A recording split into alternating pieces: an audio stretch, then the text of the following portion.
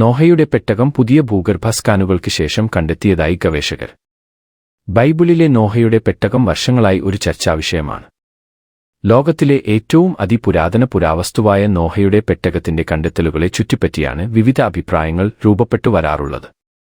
എന്നാൽ ഏറ്റവും പുതിയൊരു വാർത്ത കൂടി ലോകത്തിന് സമ്മാനിച്ചിരിക്കുകയാണ് തുർക്കിയിൽ പ്രവർത്തിക്കുന്ന ഒരു സംഘം ഗവേഷകർ. ഒരു ഭൂപ്രകൃതിയിൽ തുരങ്കങ്ങൾ പോലെ തോന്നിപ്പിക്കുന്ന ചിലത് പുതിയ സ്കാൻ ഡാറ്റയിലൂടെ കണ്ടെത്തിയെന്നാണ് പുതിയ അവകാശവാദം. ഇത് ആ സ്ഥലം നോഹയുടെ പെട്ടകം ആണെന്ന് അവർ വിശ്വസിക്കുന്ന മനുഷ്യനിർമ്മിത വസ്തുവായിരിക്കാമെന്ന വാദത്തെ ശക്തിപ്പെടുത്തുന്നുണ്ടെന്നാണ് റിപ്പോർട്ടുകൾ. നോഹയുടെ ആർക്ക് സ്കൂൾസിലെ ഗവേഷകനായ ആൻഡ്രു ജോൺസ് ബുധനാഴ്ച ഒരു പ്രമുഖ മാധ്യമത്തോട് പങ്കുവച്ച അഭിമുഖത്തിൽ വ്യക്തമാക്കിയിരിക്കുന്നത് അരാരാത്ത് പർവ്വതത്തിനടുത്തുള്ള വിചിത്രമായ രൂപീകരണം യഥാർത്ഥ സംഭവമാണെന്ന് താൻ വിശ്വസിക്കുന്നതായി പറഞ്ഞു. പ്രശസ്ത കപ്പലായ നോഹയുടെ പെട്ടകത്തിന്റെ യഥാർത്ഥവും ജീർണിച്ചതും മണ്ണിനടിയിൽ അകപ്പെട്ടതുമായ അവശിഷ്ടങ്ങൾ ഇതാണെന്നു താൻ വിശ്വസിക്കുന്നു.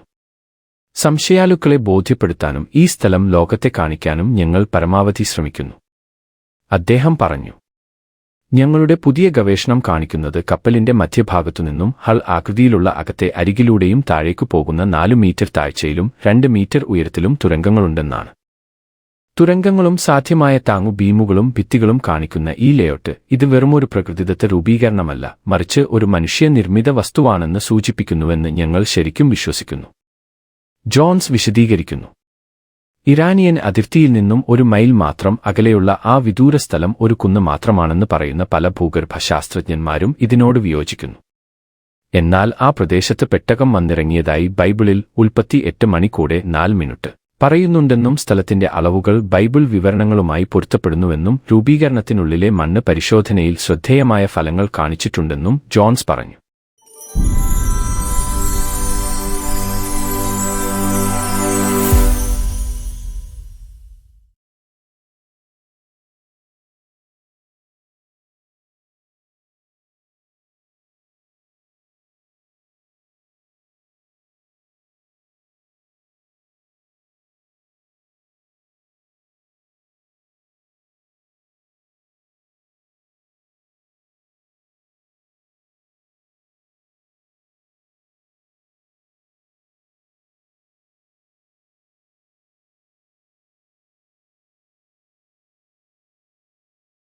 ഇപ്പോൾ കപ്പലിനുള്ളിലെ മണ്ണ് രൂപീകരണത്തിന് പുറത്തുള്ള മണ്ണിൽ നിന്ന് വ്യത്യസ്തമാണെന്ന് നമുക്ക് കാണുവാൻ കഴിയും.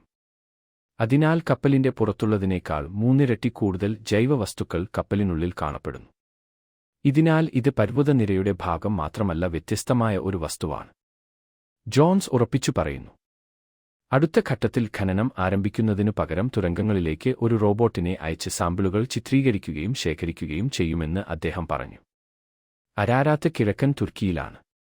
ഇതിൽ ഗ്രേറ്റർ അരാരാത്ത്, ലിറ്റിൽ അരാരാത്ത് എന്നീ 2 പർവ്വതമുണ്ട്. ഗ്രേറ്റർ അരാരാത്ത് തുർക്കിയിലെയും അർമേനിയയിലെയും ഏറ്റവും ഉയർന്ന പ്രദേശങ്ങളിലെ ഉയരം കൂടിയ കൊടുമുടിയാണ്. ലിറ്റിൽ അരാരാത്ത് തുർക്കിയുടെ ഭാഗമാണ്.